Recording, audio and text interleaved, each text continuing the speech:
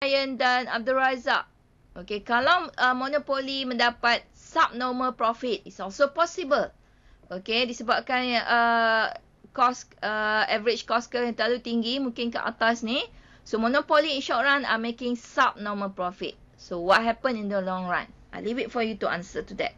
So, remember, monopoly, you discuss this in microeconomy 2. So, this is area of supernormal profits. Okay. So, let's compare now between the two markets, PPS and monopoly.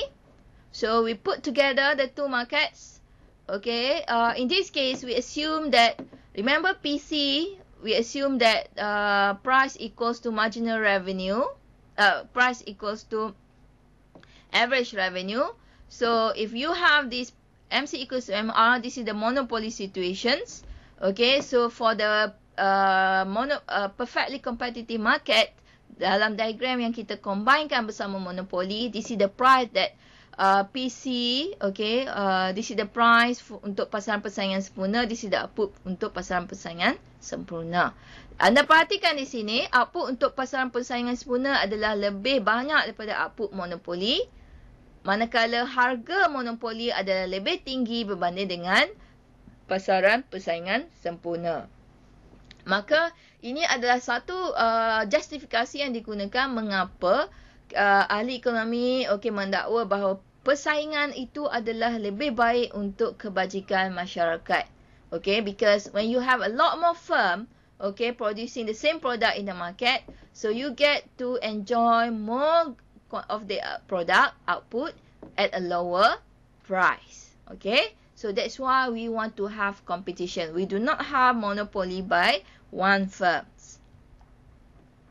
So, based on our discussion just now, apa yang anda dapat perhatikan tentang gelagat monopoli, okay, ini adalah ciri-ciri gelagat monopoli.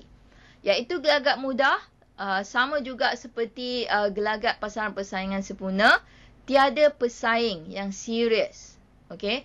Ini bukan ciri monopoli atau ciri PPS. Apa yang kita bincangkan sekarang adalah ciri perilakuan. Okay, monopoli memang tiada pesaing, tapi tadi kita bincangkan pasal persaingan sempurna ini banyak firma, tetapi setiap firma adalah price taker, maka mereka tak perlu bersaing. Dalam arti kata bandingkan dengan firma dalam oligopoli contohnya. So, gelagat firma mudah ini bermaksud tiada persaingan berlaku. Dan kita dapati juga gelagat monopoli adalah berbentuk gelagat automatik ataupun gelagat rutin. Okay, mereka tidak perlu memberi reaksi kepada pesaing. You will understand this better once we discuss oligopoly after this. Okay. Firma monopoli juga secara asasnya tidak perlu melakukan promosi penjualan itu ataupun perlu melakukan pengiklanan. Okay, if they do that, okay, mereka mempunyai sebab untuk melakukan promosi berjualan, tapi bukan disebabkan untuk bersaing dengan firma-firma lain. Okay, firma monopoli, contoh, from time to time kita lihat di televisyen, Tenaga Nasional Berhad, they donate, mereka tidak perlu melakukan iklan actually. Okay, mereka tak perlu melakukan jualan murah bekalan elektrik, for example. But, okay, maybe they have a need to inform the public about their branding. Okay, so tujuan melakukan pengiklanan ataupun promosi jualan itu adalah berbeza daripada pasaran oligopoli. Okay, secara umumnya kita katakan ciri pelakuan monopoli, mereka tidak perlu melakukan promosi jualan ataupun pengiklanan untuk tujuan bersaing dengan firma lain. Kalaupun mereka ada promosi jualan atau pengiklanan, itu bukan untuk tujuan bersaing. Itu ada sebab-sebab lain. Apa yang monopoli lakukan dari segi perubahan kualiti keluaran maybe adalah untuk tujuan pemaksimuman keuntungan.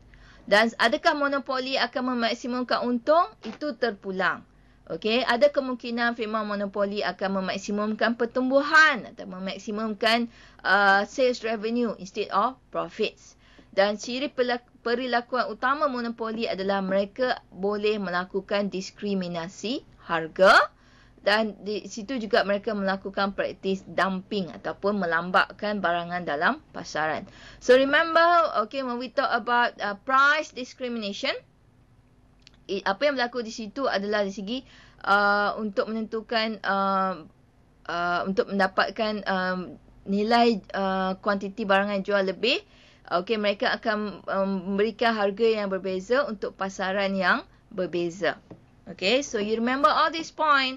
Ini adalah apa yang anda perlu bincangkan dari segi ciri-ciri monopoli dan kaitannya dengan ciri perilakuan monopoli dalam pasaran.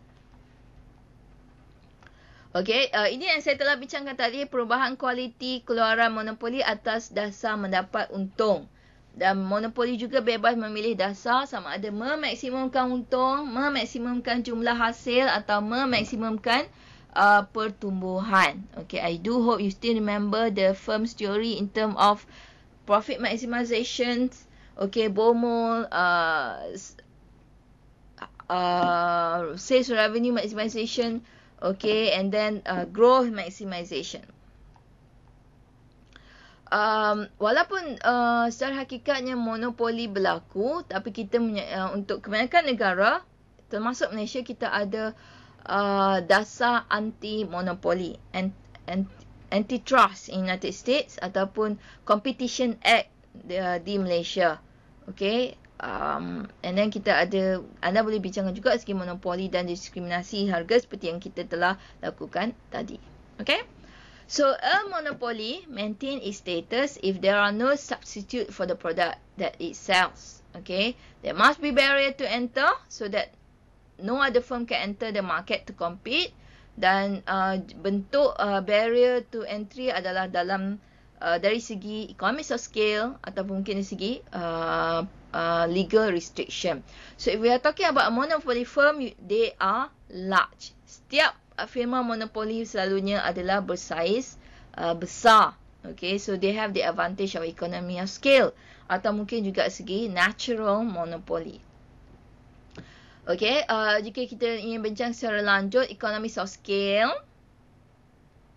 okay, if a monopoly is producing output at a level where long run average costs are declining, okay, then new firm cannot compete on a cost basis. Disebabkan firma monopoli mempunyai kelebihan dari segi economy of scale. So remember the U-shape average cost curve.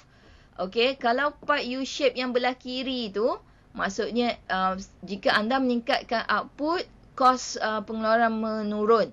So that is economies of scale. Okay, beyond the minimum point, if you further increase your output, your cost is increasing. That is diseconomies of scale.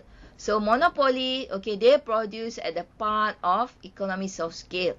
Okay, so this is the discussion. Okay, so when we talk about size ni, how large is large, how small is small, it depends on the market. Okay, so in this case, a monopoly hospital in small town may have substantial economies of scale if it can meet demand with only 40 to 50 beds. Okay, so definition of large or scale or small tu bukannya sama antara pasaran. Maksudnya, in this small town, okay, 40 to 50 beds, if we're talking about health economics. So, this one is considered a hospital monopoly. Okay, but when we talk about a city, okay, if one hospital want to monopolize, they might need, okay, maybe 500 beds. Okay, because it's a city, urban area. So you see the size of monopoly is depend on the market as well. What does the market cater to? Legal restriction, we'll talk about health economic hospital case just now. Okay, dari segi monopoli mungkin begitu juga dengan university, educations, okay, colleges, okay, legal restriction. So in this case, if our government decide, okay, only physician, doctors, yang mempunyai license saja yang boleh mengamalkan perubatan to practice the medicine. So then we have a monopoly. Okay, there are other things as well. So far we have discussed the two end of the market structure continuum. Okay, the two extreme we are talking about PPS dan monopoly. Ada dua lagi yang kita tak bincangkan, iaitu monopolistic competition as well as oligopoly. Okay, but I will just discuss oligopoly because that is what been discussed in your module. Okay, so a short recap about non-oligopoly model. Sorry about the font now is in yellow. I do not know what happened. Okay, so let's recap what we did. Okay, when we discuss PPS and monopoly. Okay, persamaan dia. Okay. PPS dan monopoly firm tidak berlaku interaction antara firma. Okay. Tiada interaksi antara firma, maka decision making process for firm in the market, this market structure is relatively simple. Ini yang kita panggil sebagai gelagat mudah ataupun gelagat pasif tadi. Okey, setiap firma tu, walaupun sama ada firma tu satu dalam pasaran ataupun firma tu ada banyak-banyak firma dalam pasaran PPS, disebabkan they cannot control the price. Okey, in this case tidak ada interaksi antara firma-firma. Okay, now let's discuss about oligopoly. Oligopoly is a bit different from the other two. It's a lot different actually. Okay, this is the characteristic. We have few dominant firms, okay, dominant sellers in the market. The product can be homogeneous or the product can be differentiated. There are substantial barriers to entry. Okay, example of oligopoly market. Okay, we're talking about tertiary services like teaching hospitals. Okay, prescription drugs. Okay, ubat-ubatan. Okay, that is also produced in oligopoly market. Because there are only few dominant sellers, action of one firm can change the overall market price. Okay, this is the thing about oligopoly that you need to take note. Disebabkan ada beberapa firma yang dominan, okay, gelagat satu firma tu akan mempengaruhi keseluruhan pasaran, itu firma-firma yang lain. Seperti juga monopoli, oligopoli ini akan membawa kepada output yang lebih rendah tetapi harga lebih tinggi berbanding dengan pasaran persaingan sempurna. Okey. Dan apabila kita bincangkan segi produk homogeneity, okey, homogeneous produk bermaksud produk yang mempunyai karakteristik fizikal yang sama. Ini dikaitkan dengan pasaran persaingan sempurna. Okey, tapi terdapat juga potensi untuk different grades. Okay, apabila kita bincangkan tentang besi keluli, for example, simen, arang batu ataupun buah-buahan or even fresh eggs. Okay, they have different grade. Walaupun telur ayam tu telur ayam lah, but still you have grade A, grade B and grade C. Okay, and when we discuss non-homogeneous product pula, okay, dalam case oligopoly, they can be differentiated from their competitors with the use of advertising. Okay, or branding, or packaging and marketing. Okay, so strong product differentiation and brand loyalty allow firm to charge higher price. Okay, so demand become less price elastic, so reduction in the cross price elasticity of demand. So this basically explain why the shape of your demand curve is such that, you know, it's a bit flatter compared to the monopoly downward sloping demand. If you look at the conduct behavior of firm in the oligopoly market, how does market structure affect pricing, output and other decision of businesses within the market? Okay, basically you need to look at gelagat anti-competitive segi collusive price agreement, pricing agreement, predatory pricing, vertical restraint. Okay, anda perlu perhatikan interdependence, saling pergantungan antara firma. Okay, let's look at this. Okay, you need to start with characteristic of oligopoly first. Darjah penumpuan pasaran yang tinggi disebabkan beberapa firma yang menguasai pasaran. The product, okay, the output ataupun keluaran adalah homogen tapi differentiated. Halangan kemasukan adalah penting dan most importantly adalah wujudnya saling pergantungan antara firma, interdependence among firms. Okay, penumpuan penjual tinggi, penjual rendah, you can, okay, this one is a repeat. Okay, dari segi penentuan harga, okay, after you discuss the characteristic of oligopoly firms, okay, you need to talk about the price determination. So we still have the same MC equals to MR approach, okay, the golden rule. But the thing about this MC equals to MR is about the estimation of MC and MR.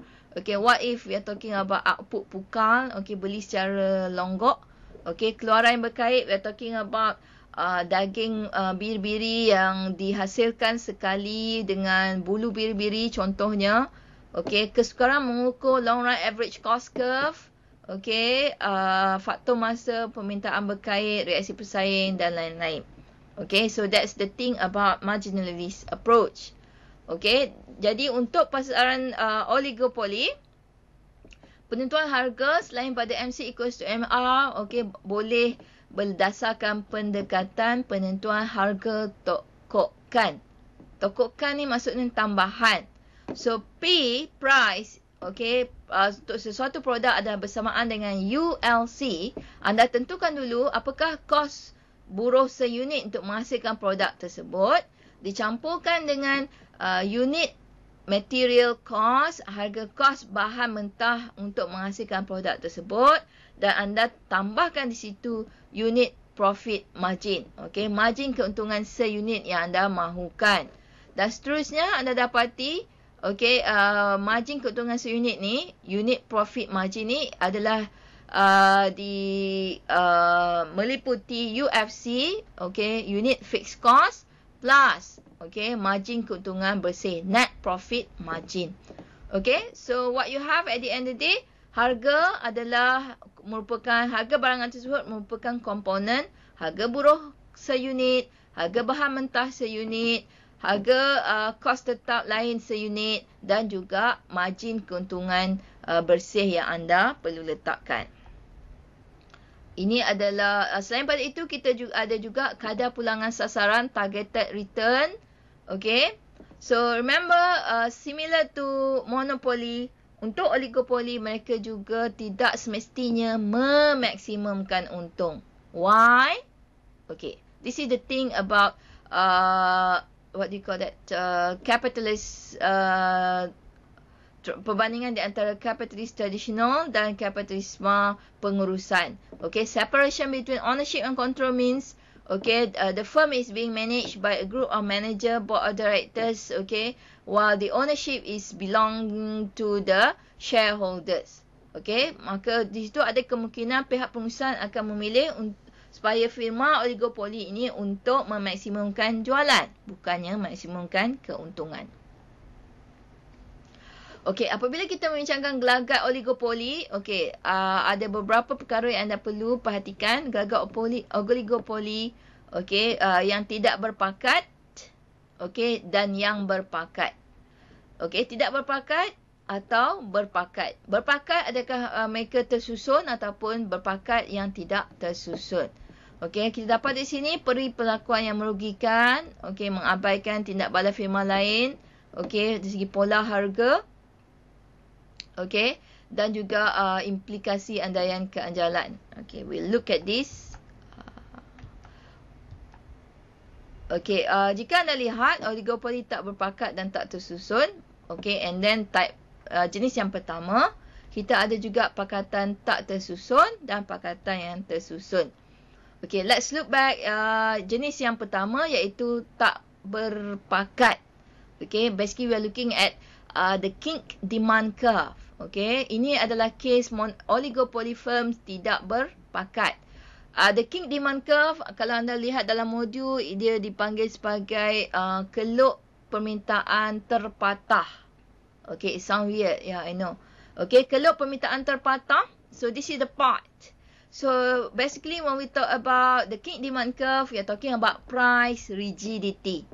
Okay, harga adalah tega. Dia tak akan naik, dia tak akan turun di this part where the king part. Okay, we already covered this in micro 2. Since we are running out of time, I won't go into detail. So basically you know about the king demand curve. We are talking about price rigidity. Harga tidak akan naik dan harga tidak akan turun beyond a certain point. Okay, So when we talk about oligopoly dari segi penentuan harga, okay, untuk model oligopoly yang berpakat, kita ada cartel, kita ada tacit coordination, kita ada price leadership. Okay, untuk yang tidak berpakat, kita ada the King demand curve just now, we have the Kuno duopoly, Stackelberg, Bertrand. Okay, itu ada contoh-contoh yang anda pernah temui dalam mikro 2. Okay, in case you forgot, you already forget what all of this, apa ni, cartel, apa ni, Kuno, okay, Kuno, Stackelberg, Bertrand. Okay, you need to go back to mikro ekonomi 2 dan sila rujuk kembali. So oligopoly, okay, yang berpakat, kita ada price leadership ataupun firma dominan. Okay, non-cooperative, kita ada King demand curve, Kuno just now, Stackelberg, Bertrand. Okay, kesemua model ini adalah berdasarkan reaksi yang boleh dijangkakan daripada pesaing, firma pesaing. Okay, mengapa berpakat? Okay, persatuan berpusat keseimbangan industri ini adalah apa yang anda perlu bincangkan dalam oligopoli berpakat. Kepimpinan pakatan tak tersusun dari segi price leadership. Okay, price leadership with dominant firms, price leadership dengan firma kos rendah. Okay, satu ciri utama oligopoli adalah gelagat paksaan.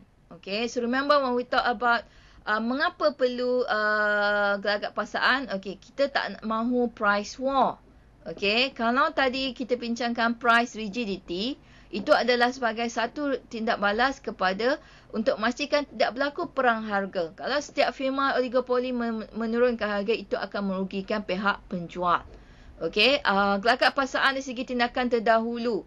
Maksudnya firma yang dominan, okey, in term of price leadership, dia dulu akan tentukan harga. Selalunya firma yang dominan adalah firma yang menguasai pasaran. Dan seterusnya firma-firma lain dalam pasaran terpaksa mengikut di belakang. Okey, kita ada juga apa yang dipanggil sebagai operasi memeras dan taktik kecualian. Okey, dasar keluaran. Okey, salah satu cara untuk firma oligopoli bersaing di antara mereka adalah dengan melakukan pembezaan keluaran, okey, dan jenis-jenis dasar. Okay, so basically we have cover oligopoli. Okay, basically gelagat oligopoli adalah bukannya gelagat mudah, tetapi gelagat dia adalah aktif dan positif. That means you have to take into account, if you do things like this, okay, your competitors, what do they do? How will they react? You need to consider, okay, apakah yang bakal dilakukan oleh pesaing anda dalam pasaran. Okay, mungkin juga berlaku di situ gelagat ringkas dan gelagat paksaan. Jika anda firma yang dominan, maka anda boleh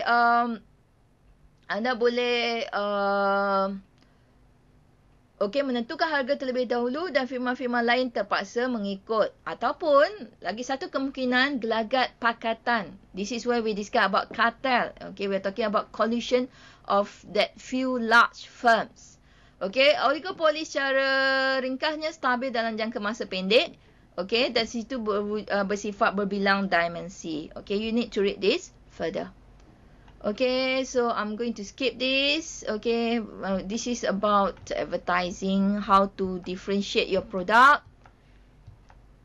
Okay, you can read this, how you can deter entry by the other firms. Okay, diversification.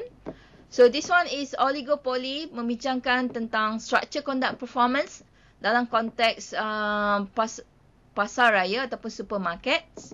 Okay, so you can refer to this website, okay, which discuss oligopoly dalam konteks SCP untuk supermarkets. This is one articles, okay, that study relationship between price and market concentration in the auto rental industry. Okay, you can read this. I also provide the link. And this is another, in case, okay, what we discussed so far is confusing, you need to go back and find a lighter material. So this is another site that you can refer to, okay, which give you some brief, okay, explanation what does market structure, conduct and performance is all about. And I have the YouTube, okay, to share with you. Okay, where is it? Give me a minute.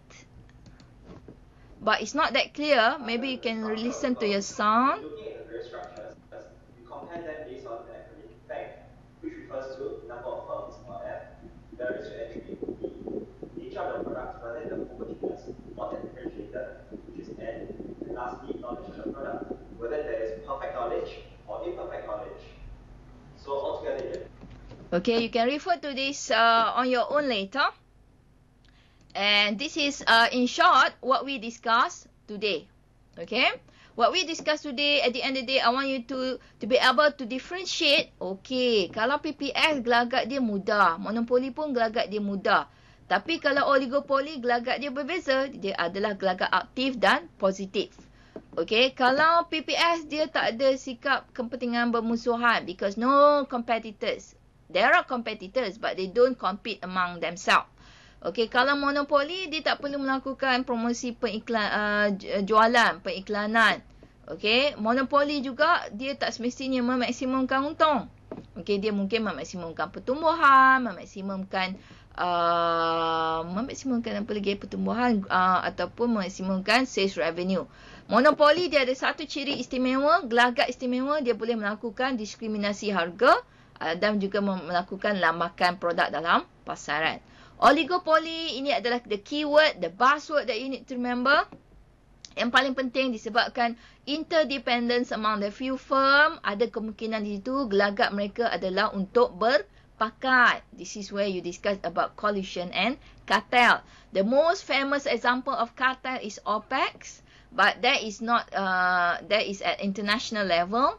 Usually if we look at the country law, even dalam Malaysia, kita ada competition law that basically saying that we want more firm to compete in an industry. Kita tak nak industri yang dimonopoli oleh one firms.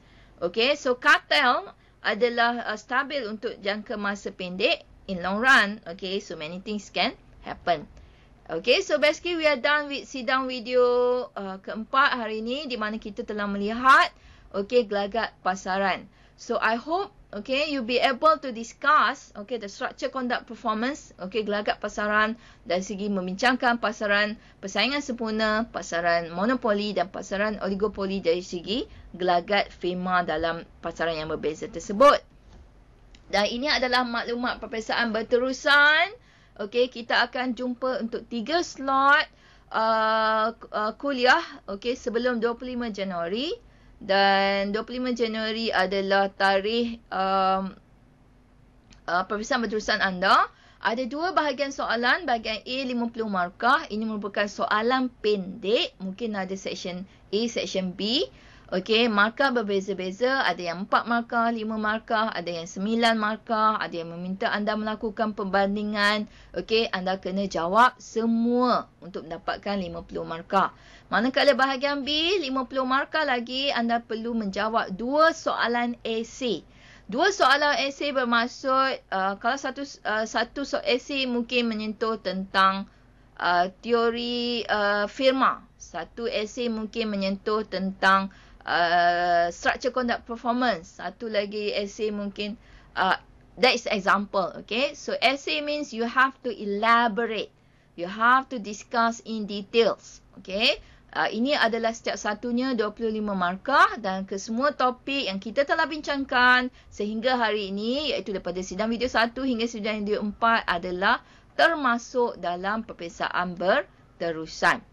Okay, so that's all for today. Thank you for being with me. I hope you are looking forward, okay, to see me, okay, in the next week or so. Okay, Assalamualaikum dan salam sejahtera dan selamat mengulang kaji.